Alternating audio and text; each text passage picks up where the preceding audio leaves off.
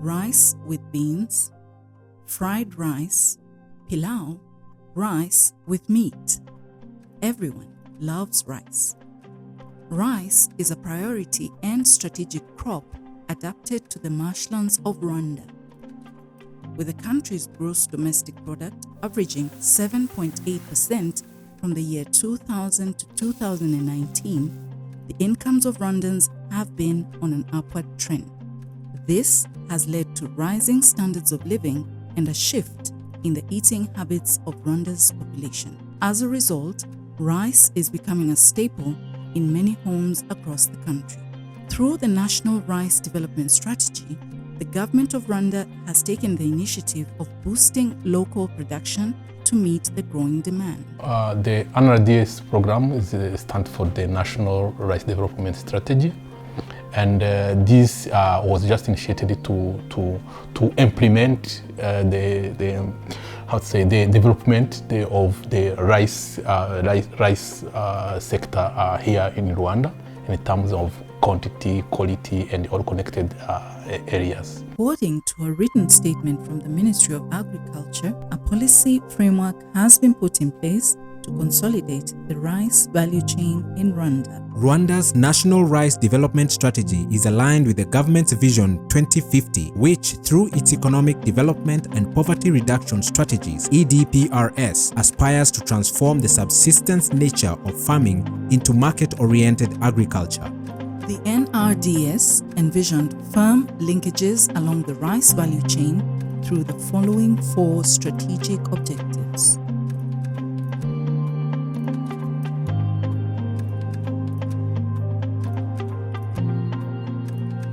The rice sector in Rwanda is focusing on about four main objectives. And the first one is to increase the rice production and productivity. The second one was to improve the quality of local rice, to make it more competitive, and especially on the local market. To make it competitive, we had to work on the quality.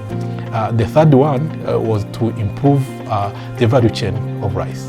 When you talk about the value chain, is from the research up to the last consumer on the dishes, and also to make that chain resilient to the effects of the climate change. And now in the second phase, you have also to take into account the impact of the COVID-19. And the last, not the least one, is to increase the private sector participation by investing in the rice industry. These strategic objectives are in accordance with the government's program for sustainable transformation through agriculture, which is deemed to be the vehicle for investments in Rwanda's Comprehensive Africa Agriculture Development Program, CAADP. Rwanda identified 9 key subsectors within its rice sector that required interventions for effective integration of the value chain. These included seed, fertilizer,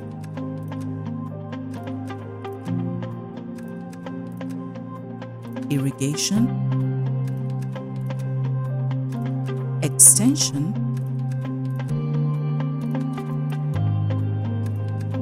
mechanization,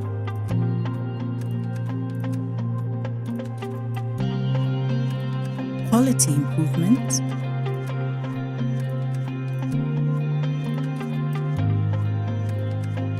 access to market, access to finance,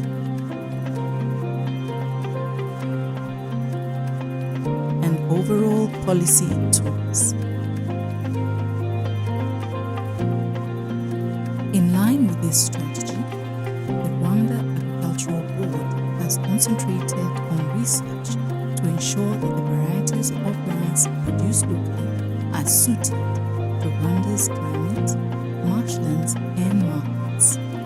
Aha ni gahunda aho dukorera ubushakashatsi ku mashami y'amavariyete. Tukaba dufite gahunda, tukuriza gahunda ya guverinoma yo gushaka imbuto nziza zishobora kuba competitive ku isoko.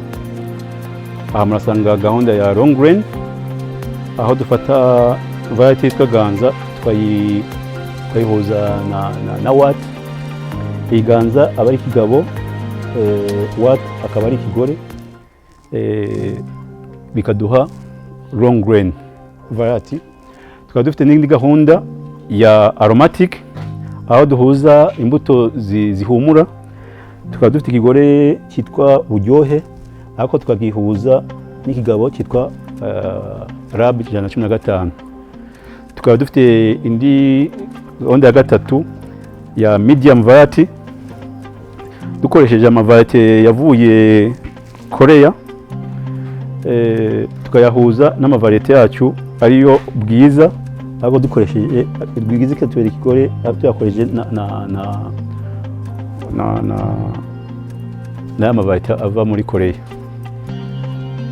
Cyo kimwe n'imbaturabukungu ni imbuto iba Bugarama, nayo iri muri ya gahunda ya medium variety tuba tugakoresha amoko aturutse Korea, tukayabangurira kuri imbaturabukungu. Aho ngaho iyo tumaze kubangurira ikigore n'ikigabo tubona ibyo twita F1, noneho iyo bivuye kuri F1 niyo mubona aha ngaha F2, aha ngaha muri F2 bikajya muri A3, F4, F5, S6, F7. Iyo bigeze kuri F7 o S6, F6 tuhita tubyimura bikajya mu mirima. Ubushakashatsi bwabanje mbere tukaba tugeze kuri level yaho utangiye kubyereka abahinzi.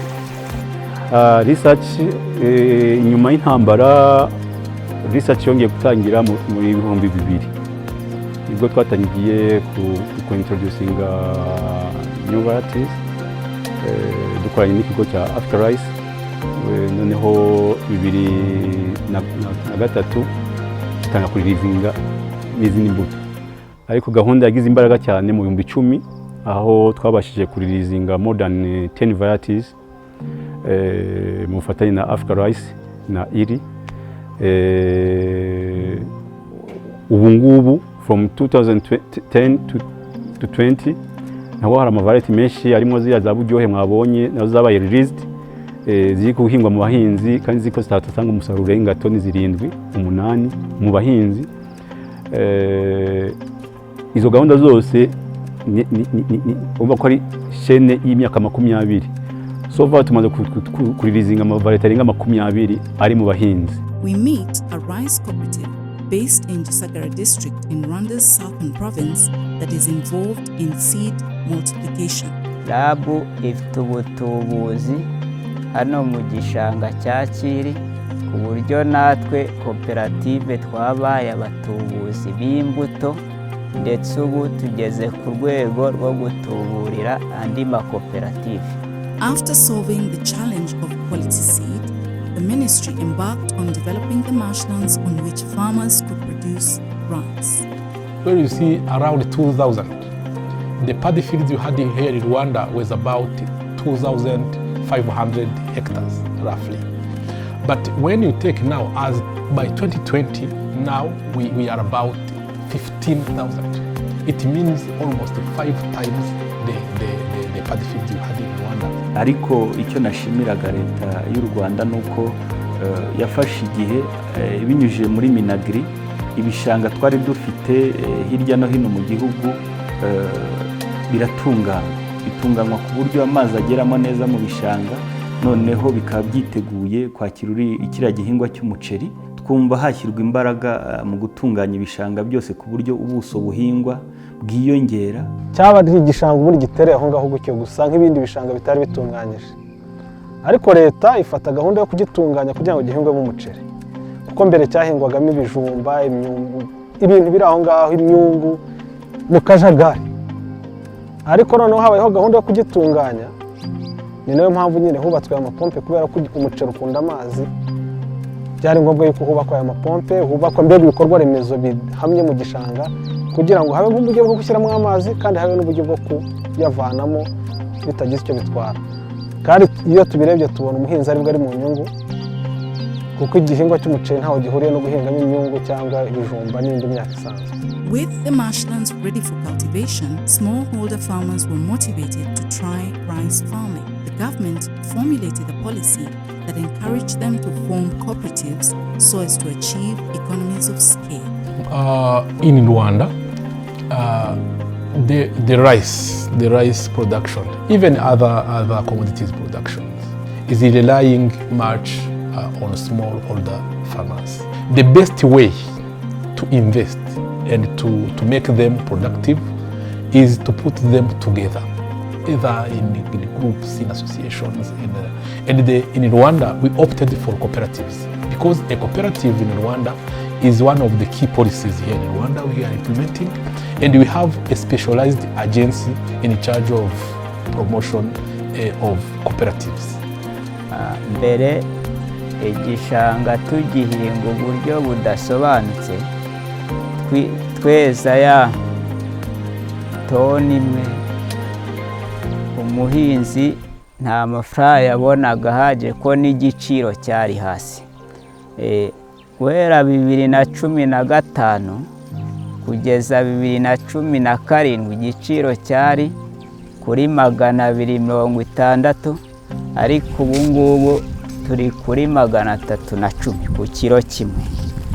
Rero ayo mafaranga ni menshi cyane ku muhinzi w'umuceri.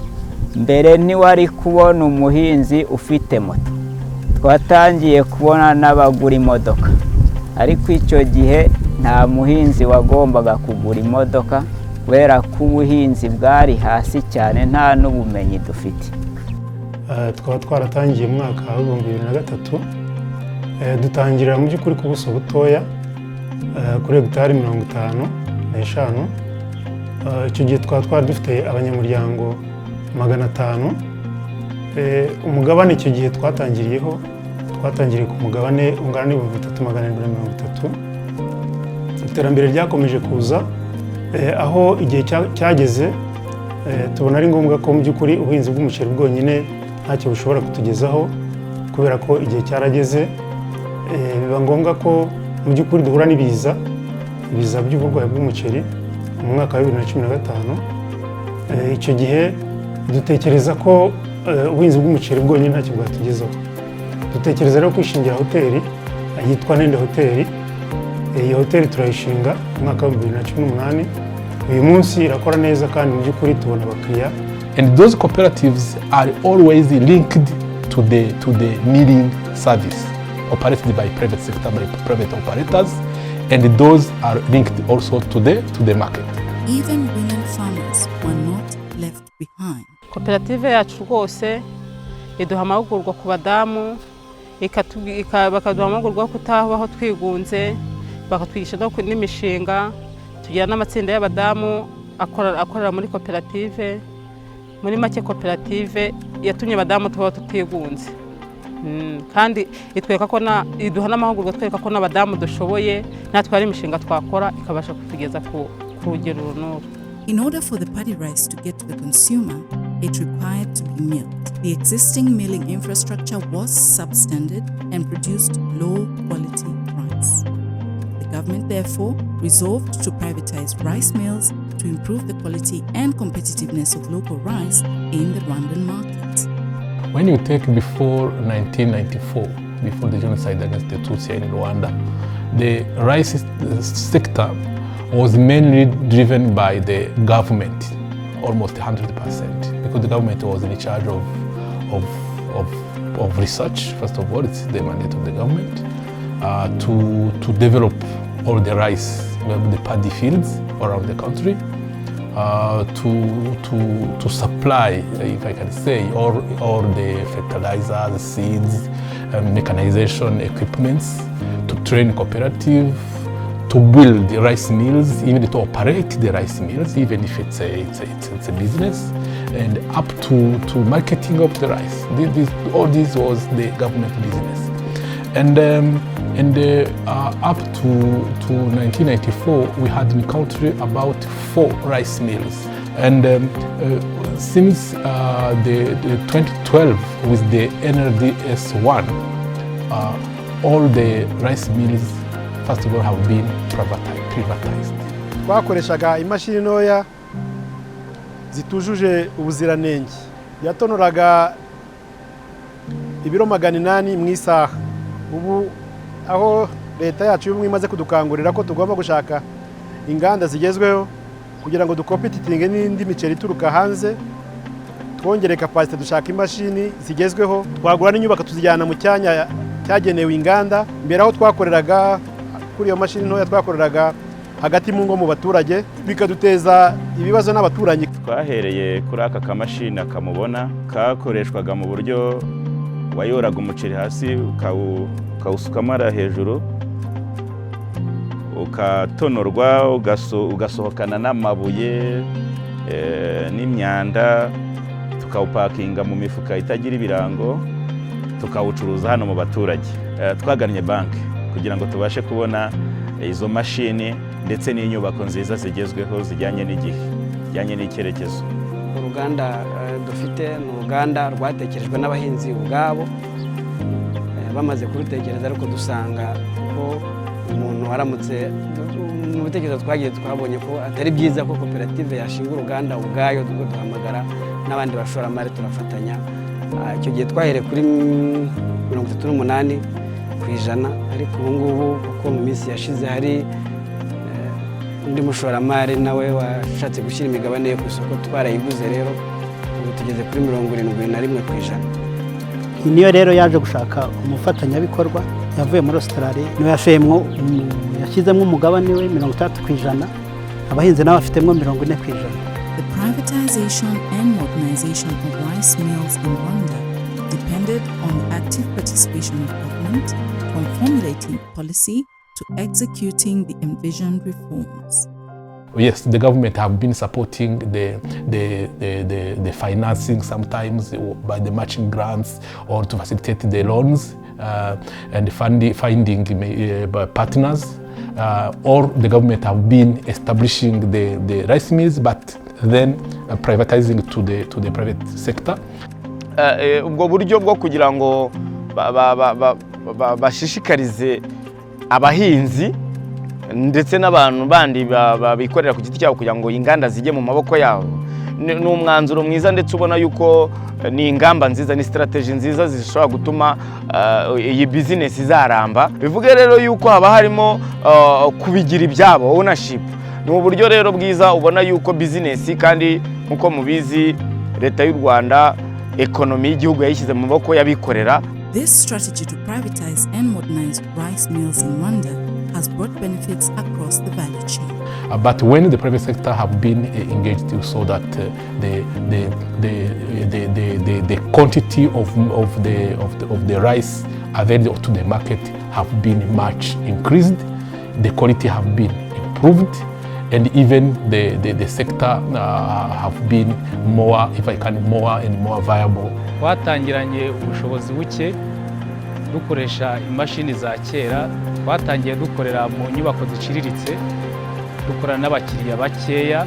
Izo mashini nk'uko nabivuze ntabwo zatonoraga umuceri mu buryo bwiza butunganye, uburyo umuceri wawujuje ibisabwa, wasaga umuceri ucikagurika, umwishi ugasohokera mu bishishwa biriya by'umurama, hanyuma umuceri nawe ushoboye kuvamo wasanga atari mwiza ku isoko. Ugasanga nk'umukozi yafashe igihe yiriwe atora mutubuye, ariko amabuye ntiyari kuyamaramo. Turya nijoro twaryagamo amabuye, umukozi yabaga atawunogeje waryagamo amabuye. Umuceri dufite ubu ngubu ku isoko urashimwa, bityo tugashobora guhangana mu biciro n'ibituruka hanze, duteza imbere iby'iwacu. Muri ubwo buryo kandi twungutse abakiriya benshi. N'abahinzi b'umuceri bo inshingano bafite nizo guhinga umuceri, bakawukusanya, bakawugemura ku ruganda. Icyo rero dufasha umuhinzi ni ukumugura wa musaruro we mwiza kandi agahemberwa ku gihe. Although the rice paddy production has yet to meet the mill's capacity, the growth in the sector is evident as farmers have begun to reap the fruit of their labor. Babona bonus ku buryo nk'uyu season ishize twabaye $125,000,000. N'inyungu iyo zibonetse ziramanuka no kuri abanyamuryango. Kugira ngo muri bino mwaka ngo ushize mu gihe cya Covid twahaye abanyamuryango dividende ingana n'amafaranga 8,000 n'amafaranga 401 kuri buri munyamuryango. In partnership with other members of the Coalition for African Rice Development, the government of Rwanda has stayed on course with its national rice development strategy, supporting the sector to improve the competitiveness of local rice. The cards have been supportive, first of all, in putting in place the national rice policy and to develop these national rice development strategies. In the first version, even today we are working with them, and they are partners together with JICA, together with AGRA, to support us in order to put in place to streamline the rice sector here in Rwanda by learning and by cooperating with our peers, African countries, in order, because almost you will see that we have almost the same constraints. We are in the same, almost in the same conditions. We are operating under the same constraints, and to working together enable us to learn from each other and to support each other in solving the constraints that are met by the rice sector in all the African countries. So when it comes to maybe even just starting from local production, already Rwanda has become a very large and significant rice consumer over the last few years. And so what we've seen is that production of rice is not matching that consumption. So already Rwandan rice today on the market only accounts for about 45% of annually consumed rice. Minagri tuba hafi Minicom nuko na RAB tugahinga za mbuto tuzajyana ku isoko kugira ngo dushobore guhangana na zira ziva hanze ya Tanzania, Pakistan, duhinga variete zigezweho. Through sensitizing the entire value chain to adhere to local and international quality standards, the government has ensured that the rice that is sold in the market can compete in terms of quality. RSB set the standards of the rice, of the machines that are used in the machinery used in the rice production, in order to make our sector competitive, because we have to be transparent with known and transparent operations in rice milling, the quality of the rice we're putting on the market. When you talk about the grades, what is the grade 1, what is the grade 2, what are the rate of this, what are the parameters, all of these to put in place regulations in the rice sector has been worked out in collaboration with the Rwanda Bureau of Standards. Over the last 10 or so years, there's been improvement to increase the production but also the quality of the rice. And so we work very closely with the Rwanda Standards Bureau in terms of setting the necessary standards for rice production, ensuring that we can provide them with the capacity building skills that they need, but also with the machinery that is able to process quality rice as well, and packaging and other incentives and support mechanisms that we can provide to not just them but also other made in Rwanda specific processors and producers. Dufite ibirango bya S-mark vuge ko iyo product y'umuceri wacu uyiriye nta kibazo wagira, yujuje ubuziranenge, ndetse tukagira n'ikindi kirango cya HACCP nacyo kidufasha cyerekana ababizi, cyebereka ukuntu umuceri kuva ku murima, kuva kuri koperative kugera mu ruganda, iyo nzira yose ugeze ku isoko uri controle, kandi izo nzira ziranogejwe kugira ngo umuntu arye ibyo kurya byizewe bitamugiraho ingaruka. When it comes to the competitiveness or the quality in relation to those rice that are imported, what we found is that it's increasingly becoming just as competitive or just as demanded on the market. As efforts are made to change the mindset of Rwandans about consuming local rice. Karite y'umuceri yarahindutse kuko abayobozi bacu bita ku muceri baha abakiriya, barawitaho cyane kubera yuko iyo tubonye hari ikitagenda neza turababwira, nabo bagasubira inyuma bagakurikirana mu bishanga bakabwira ba agoronome, umuceri bakawitaho isaha ku isaha, umunota ku wundi, kugeza ugeze muri aya maduka ucururizwamo, natwe twawuha ba bakiriya bacu bakavuga bati noneho byarahindutse nta kibazo tukigira. Ngiye nkurikije aho nkorera mbona umuceri w'umunyarwanda cyane cyane wo muri Raki urakunzwe cyane. Icyo mbona gituma umuceri wo muri Raki ukundwa, cya mbere ni umunyarwanda, uri ku giciro kitari hejuru cyane, kimeze neza. Ikindi kandi ni mwiza, ubusa neza, nta myanda ibamo kandi ugira icyanga. Ikindi mbona abakiriya bawukundira, uba uri mu nzu zitandukanye uko packaging, ibiro 5 ushaka ibiro 5 aribona bifunze neza. Hari abantu bakunda ibintu bifunze neza, ibiro 10 ugasanga nyine barawukunze cyane. Mbese niba ufunguye nk'umufuka uri gucuruza uha abakiriya, ushobora kurangiza imifuka 5 ucuruza uha abaturage, uriya uva hanze umufuka umwe utarawurangiza. Bakunda iyi kigori cyane, iyi kigori barayikunda. The challenge of course comes down to price of the Rwandan rice vis-a-vis imported rice. For instance, rice within the region is traded really with no additional barriers, whether those are tariffs or non-tariff barriers. And so we find there's a lot of competition with rice from the EAC. Rice from further fields tends to become a bit more pricey and has a very specific market segment. There is hope of capturing the domestic rice market with a variety of choices to make mealtimes a happy time for all Rwandans. Ubundi ngewe umuceri nkunda cyane n'uturuka mu Rwanda, kubera yuko rwose no kuvuga ngo ni iby'iwacu, ariko ku mwimerere uba ufite umwimerere, ukarya ukumva icyanga kirahari, yewe n'isuku ufite n'isuku. Kandi pe hari n'igihe tuba dushakira mu kubyimba cyangwa gutubuka, nkanjye nakubwiye ko mfite abana, dushaka igitubuka abana bagahaga. Uba ari umuceri usobanutse, uryoshye, ubyimba, uhumura, mbese turawurya twumva turishimye. Bayitetse mu bwoko bwa pilau, uhinduye ibara, ihumura neza, iraryoshye cyane. Ufite icyanga kinatandukanye n'iyindi, niyo mpamvu kenshi niwo nkunda gukoresha kwiyakiriza, haba mu masaha y'akazi, kuri pause cyangwa no mu rugo akenshi. Ikintu cya mbere gituma nkuhitamo, icya mbere ni uko ari umuceri nyarwanda kandi tugomba guteza iby'iwacu imbere. Asanzwe abizi.